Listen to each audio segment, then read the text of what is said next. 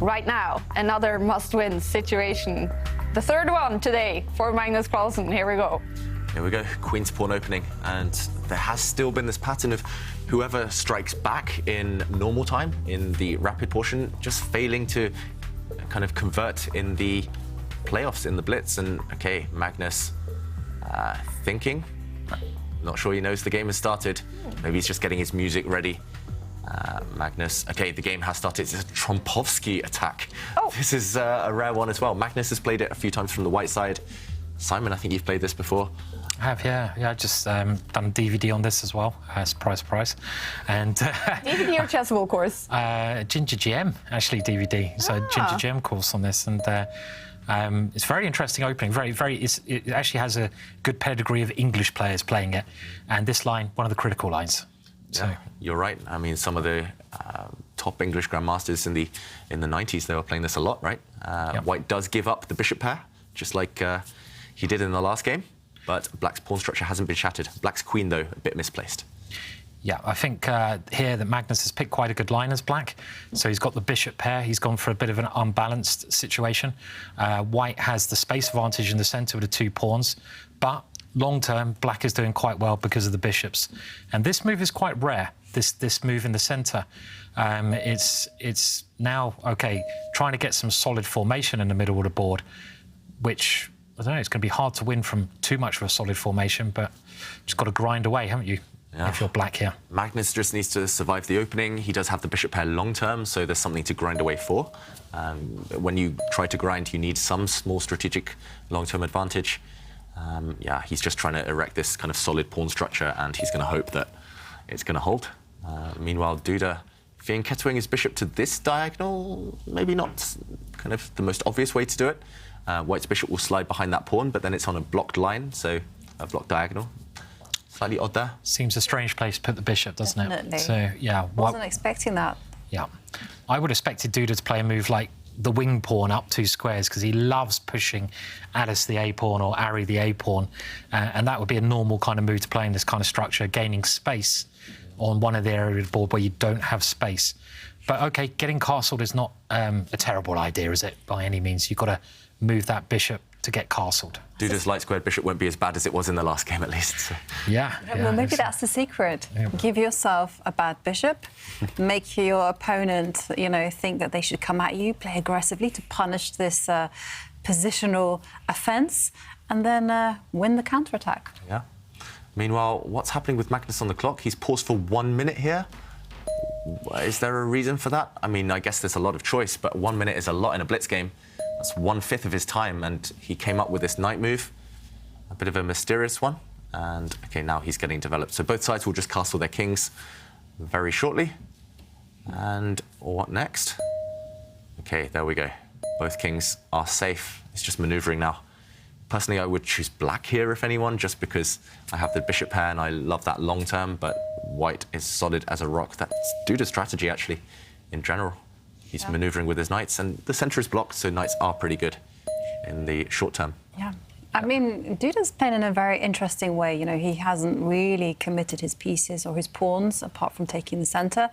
And he's simply asking Magnus, how are you going to react? Are you going to trade in the centre? Are you going to perhaps...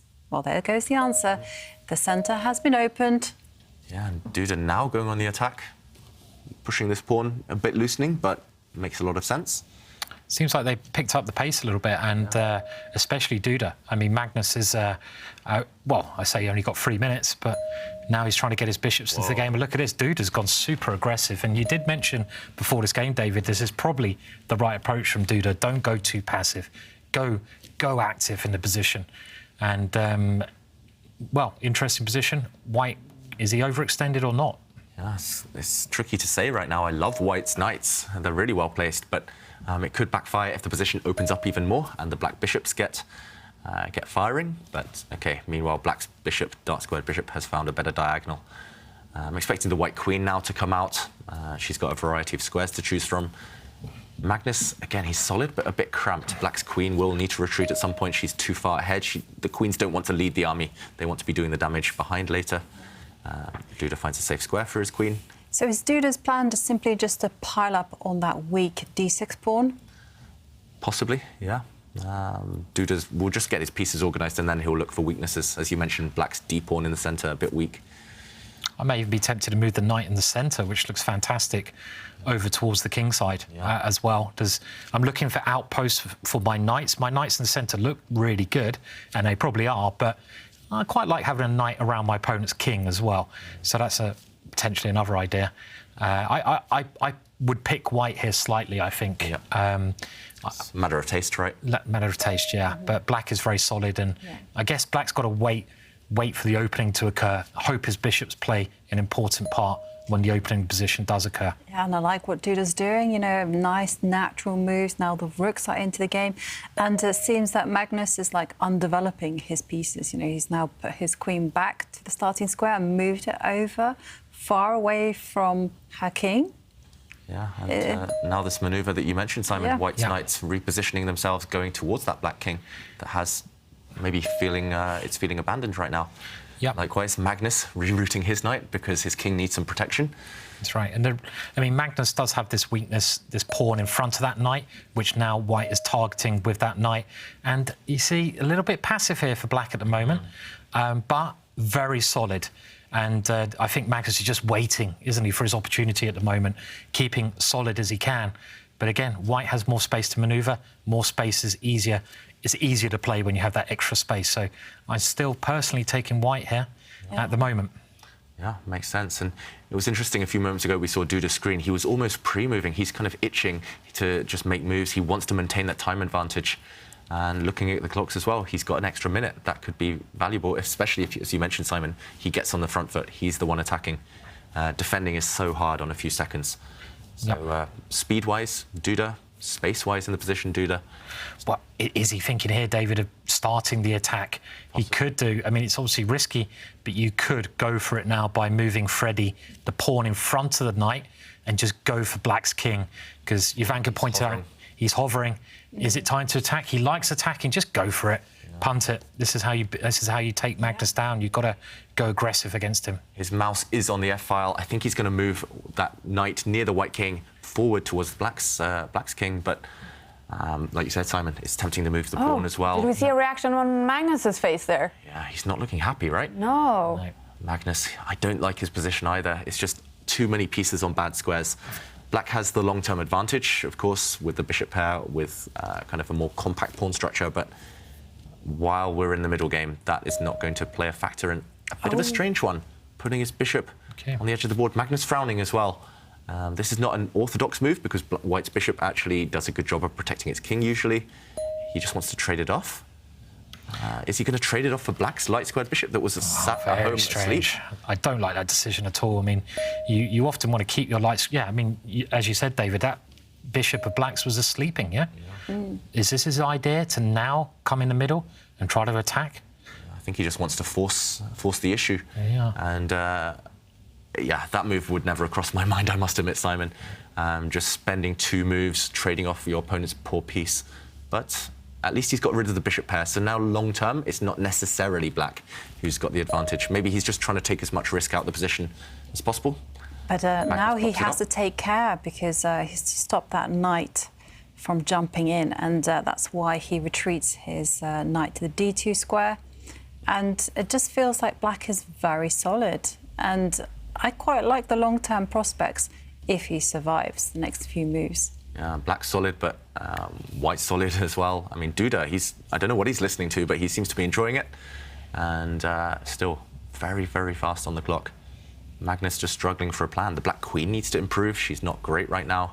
The nature of the position is different now. At least it's blocked temporarily.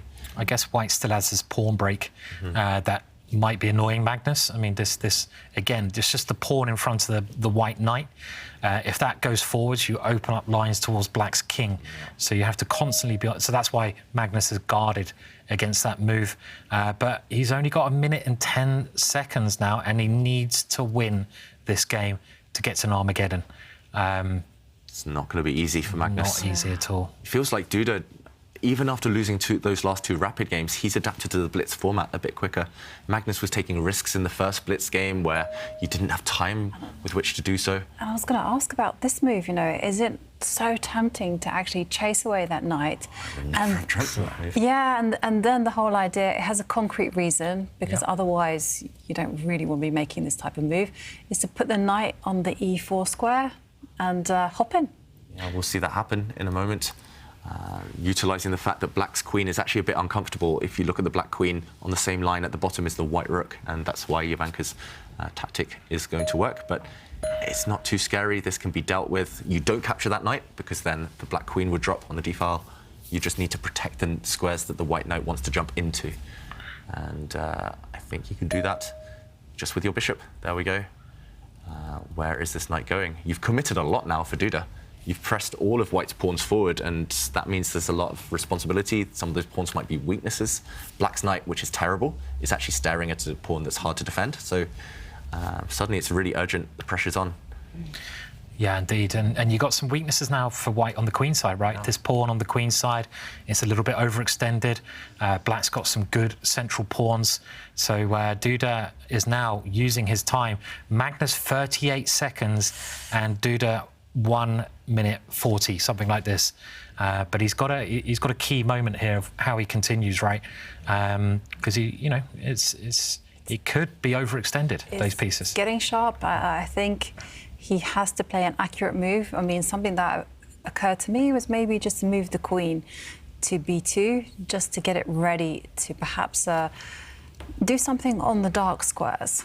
I mean, if Duda doesn't find something energetic now, his position will crumble. So he's spending time at the right moment, but suddenly the time advantage has disappeared. It's just going to become very random. I think you got this move. Yeah, I think you got to go for it. This creates some threats. The pawn. Okay, you have to give up a pawn. So Duda, in a position where he only needs to draw, is sacrificing. I'm amazed he put the queen there, though. Yeah. Why didn't he keep the queen lined up against the king side? I don't know, but okay. Oh, and look at the bar, you guys, saying Magnus could win this game. He's just a pawn up, simply. Armageddon. That would be fun. Yeah. But if white doesn't find any attack, white is just a pawn down, and strategically white is busted. Black's pawns in the centre of the board, the C and D pawns, are just passed. They're just going to roll down. And there we go. Magnus is mobilising those pawns. Yeah. I think he has to admit that he's made a mistake with his queen. And yeah, his queen's totally on the wrong square. It hasn't got a way through to black's king side. White's queen is blocked. If it was on a light square, you could at least threaten to open up the position. But even then, black can defend. And at the moment, I can't see how Duda's going to get through here. There is that short of time, though, that Magnus has in the position that could play a part. Duda's lower on the clock now, though. Is it? Yeah, wow. 30 okay. seconds. Yeah. And yeah, the problem is black's dark square bishop covers the dark squares, black's pawns cover the light squares, so Duda has no way through. And again, it's that superfluous knights that we talked about, the useless knights. The white knights actually get in each other's way. They both want to be on different circuits, but they're stuck on the same circuit.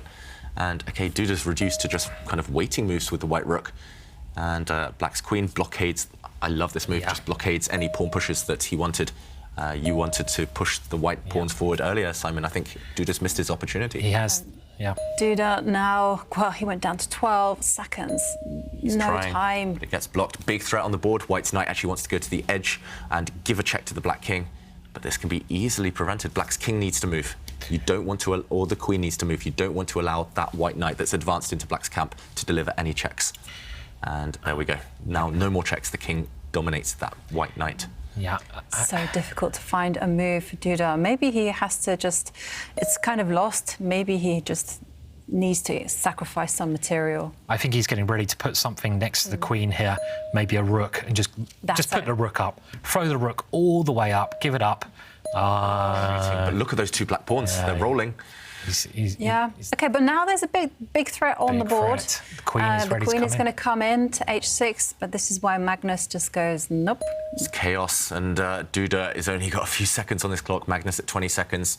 Is that black king going to survive? Magnus is just actually trying to give away material in order to secure his king because he knows the 2 black pawns are going to... Look at the bar. Bang, got it first. Yeah. Wild. It's crazy stuff here. It's just very random, and that happens when it's this chaotic, when there's attacks for both sides, and you only have a few seconds on the clock. It increases the variability, you lose your odds, and, OK, Magnus is trying to bully Duda now with a queen trade. Duda has to avoid that queen exchange. No, he's taken it. He's taking it? He's taken it to grab the rook. But, you know, how can he handle those 2 pawns that are going to propel themselves forward? I think we're getting Armageddon. Seconds. We're going to get Armageddon. Yeah, those 2 black pawns are so scary. And we saw Duda there. He was kind of nervously kind of moving the mouse back and forth, like half pre-moving, half kind of not committing to his moves. But look at these 2 black pawns. This one is so close to promotion, and it will cost White his knight at some point. That White knight's getting kicked away. Look at Duda leaning back. He knows he's in trouble. The pawns are rolling. The bar's going all over the shop at the moment. Yeah. I mean, this is blitz chess through and through, anything possible. And at the moment, White hanging on, and he's dropped a bishop. Dropped his bishop. He's A blunder. put another loose square. He just left his bishop en prise. A free piece for Duda. And this one is going to be decided. Magnus blundering again. Duda takes it. He holds his nerve. A handshake. It's over. Young Christoph Duda wins the match. Actually, a smile on Magnus Carlsen's face. He's blundered a little bit today, the world champion, and he loses the match. But he does get 1 point for losing in the blitz tie breaks.